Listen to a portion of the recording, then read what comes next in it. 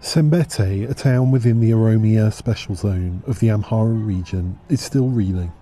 In June, the villages surrounding it saw 3 days of fighting between Amhara militias, or the Fano, and Oromo militias associated with the Oromo Liberation Army, or the OLA. When VOA visited in August, local officials, security forces and community leaders were meeting at the local government office to discuss how to stop any further violence. The current conflict happens here because of extremist philosophies spreading. There are forces at work that don't want peace here. The conflict in the area is not new, however. It has been happening for a long time. But the community solved it without outside intervention in the past. 36 kilometers south of Sembete, the town of Shewa Robit has also been experiencing increased violence between ethnic Oromos and ethnic Amharas in recent months. Local officials and residents told VOA the violence is escalating here too. They say it is due to increased OLA propaganda and recruitment. The OLA, which the government has designated as a terrorist group, are militant ethnic Oromos that splintered away in 2018 from the Oromo Liberation Front, a political organisation. The OLA says it seeks more prominence for the region within Ethiopia's federal system.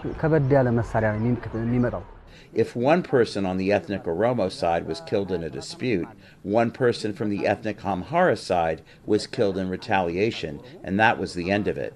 This time it is different, because the OLA has become involved. For the first time, heavy weapons are being used in conflicts too. Hundreds of ethnic Oromos and ethnic Amharas have been killed in massacres by the Oromo and Amhara militias since the beginning of the year, authorities and activists say. But rights groups say all sides in the conflict are responsible for human rights abuses. The OLA, for its part, blames the violence on ethnic Amhara militias and the federal government. A recent OLA statement said the central government is facing insurmountable pressure from all corners and is now brewing discord to turn communities against each other and create more conflict. The government blamed the OLA for the ongoing conflict.